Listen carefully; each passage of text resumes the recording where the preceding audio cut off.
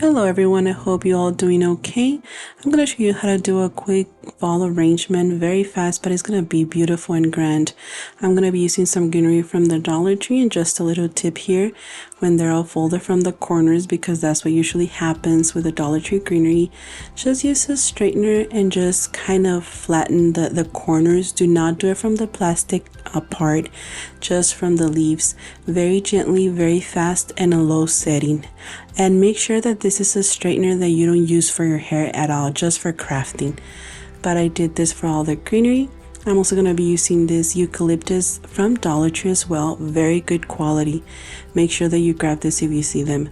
I don't know if I'm going to be using burlap leaves. I'm also going to be using some corn husk bundles, some pumpkins that I bought from Walmart a few years back, and I believe there's some from Dollar Tree as well. I don't remember, to be honest. And some pine cones that I already have, and some tools that you usually need for crafting. So don't forget about the Gorilla Hot Glue, very important. So for now, I'm just gonna go ahead and cut everything with these pliers to make sure that I have little bundles or everything just spread out. And for the pumpkin, I'm gonna put a wooden dowel right in the middle with hot glue.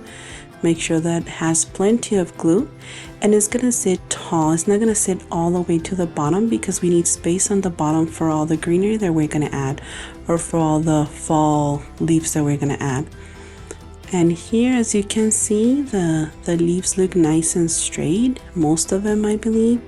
So it's gonna look a lot better if you really use this straightener. Just a little tip there. And just go around whatever you do on one side, do on the other one.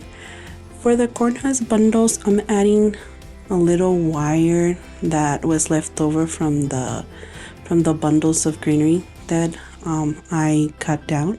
So just put it inside of the corn husk and glue it and use it as a little pick.